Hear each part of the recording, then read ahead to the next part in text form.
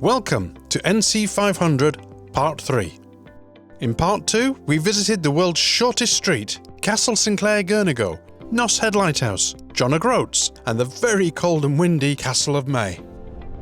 We've now left the Castle of Mey and are heading towards Dunnet Head, the most northerly point on the UK mainland. The roads are definitely single track, but with frequent passing places, this hasn't been a problem so far. As we arrive, the weather hasn't changed, so it's still cold, very windy, with rain showers coming and going. Dunnet Head has a motorhome and camper-friendly car park, with parking being as little as £1 for up to 2 hours and £5 for 24 hours. And yes, you can park here overnight. Restrictions are that all activity needs to remain within the vehicle, so no getting the tables, chairs and barbecues out. Built by Robert Stevenson, the lighthouse dates from 1831, and the adjacent cottages were home to the lighthouse keepers and their families until 1989, when it was finally made fully automatic. There's also lots of nesting birds here, including puffins, though in this wind there wasn't much activity. Now, as we leave Dunnet Head, we're heading towards Thurso, which, as a fun fact, has the most northerly railway station in mainland UK. We pass the Dunnet nuclear power facility, first opened around 70 years ago, and now in the process of being decommissioned. There's a Tesco at Thurso, but it's much smaller than the one at Wick, so may not stock everything you're looking for. Thurso would also be a good place to top up with fuel if you haven't already, as fuel stops get fewer and further between from here on. Leaving Thurso, we're heading to our campsite for the night, across what seems to be moorland. The roads are still 2-lane and pretty good so far. The campsite we're headed for has good parking on the entrance, and the centre grass section is used for camping and children's play only. Dog walking in this area is prohibited. Okay, so what did you think of the campsite? It wasn't the best we've stayed at on the route. There are a few things I noticed, like the 2-hand dryers in the ladies weren't working. There wasn't any liquid soap, and someone had to go for some last night, which is not good. But it was clean. I assume the hairdryer worked, I don't know. The gents was actually very clean, it was warm. Everything worked as far as I could tell. There was soap there. The shower cubicles were big enough, the toilets were there. Not a problem. It was just blowing a gale all night. Yeah. Which you can't blame the campsite for. No, it's extremely cold. It's very, very cold. And we're up early to try and get a head start, because I don't know how long it's going to take to get down to Ullapool today. Oh, we should perhaps mention our clothing. Yes. Yeah. Someone, pink job this, someone forgot to pack the long sleeve shirts and jumpers. We're now on a long, winding, single track roads, so looking out for oncoming traffic, as well as faster moving traffic coming from behind, requires some good concentration. The scenery is still mostly moorland, with cows along the side of the road. After a while, we reach more coastal area, with roads getting a little narrower and rougher, but at least there's more to look at now. Eventually, we reach the Causeway and the Kylesku Bridge, and stop to take a few photos. The car park has large and deep potholes, and navigating them was an interesting task.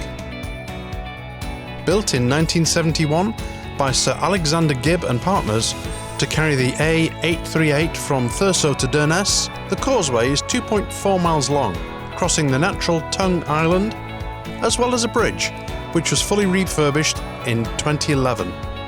Although initially back to moorland, the scenery does at least start to get a little more interesting, and further on still brings us back to the coast. Navigating mixture of more single track and 2-lane roads, we come to a free car park at the top of the cliffs, and then set out to explore Smoo Cave.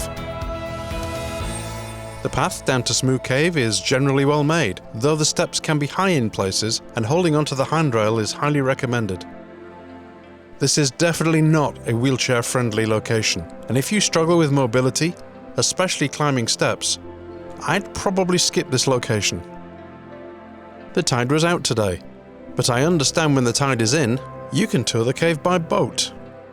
There's a long wooden bridge across the stream, from where you get your initial view of the cave. then a path leads from the bridge into the cave, and I bet this gets pretty busy in summer months. Once in the cave, there's a further small covered bridge that takes you through to a second chamber, which for me at least, was a bit of an anticlimax.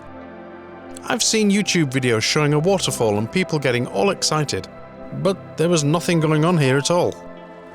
So we headed back, and I noticed the colour of the water was an interesting brown, which could well be due to the surrounding geology.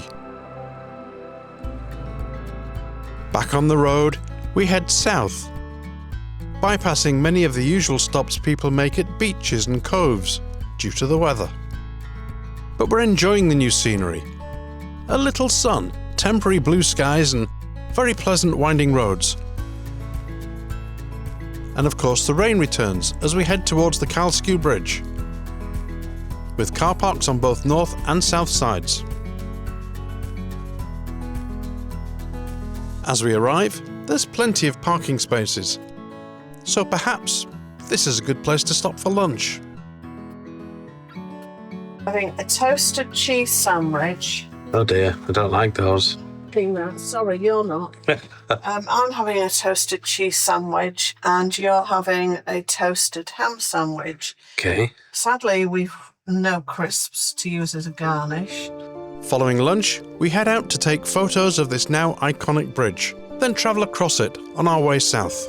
At a final cost of £4 million and opened by the Queen on the 8th of August 1984, it spans 120 metres of water with fast tidal currents below up to 25 metres deep. Here is the south side car park. We continue south through winding roads and changing scenery, hoping to stop at the Wailing Widow Falls. We've noticed that the vast majority of stopping places are on the opposite side of the road, many of them full, others on blind bends in the road, making it hard to safely cross to park.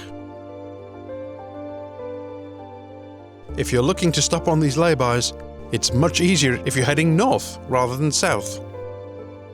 On the right here is Ardvrek Castle, and from the car park there's a walk along the water's edge to the castle itself. Now this part of the route is pleasant enough, but it's not jaw-dropping, so we continue to head south. So we're heading off down to Ullapool. We're going to call in at Tesco's if they're still open. It's a Sunday. We're supposed to be there about 2:15. Hopefully they're still open. Grab something for dinner tonight. Speak later. We're passing this evening's campsite to the right, but we're continuing on to Ullapool for some more provisions before checking in. Ullapool is the next Tesco, in case you missed calling in Wick or Thurso, and as far as I know there's no other large supermarkets around the top. Heading back north from Ullapool, the scenery looks even better in this direction. And we finally arrive at our campsite for the night. After checking in, we pull into our hard-standing pitch with a beautiful view across the bay. Sadly, all the grass pitches in front were reserved, and within an hour or so, more vans arrived to occupy them. We took Florence for a walk on the beach. It's a rocky beach rather than sand, but the water was really nice, calm and lapping against the rocks. A couple of ladies went out on paddle boards. They seemed to go out quite far. And generally, it was a very pleasant night. Now, this campsite was completely full. They told us every pitch was taken. And when I went for my shower at night, there was no hot water. It was all cold. Yeah, I had to shower in the van. Disappointing. But tomorrow is a new day. So, with the sun out and our spirits up, we've decided to set off early towards Corrishallock Gorge, and then south towards Skye. So join us next time for possibly the most enjoyable time of our NC500 tour. Thanks for watching. See you next time.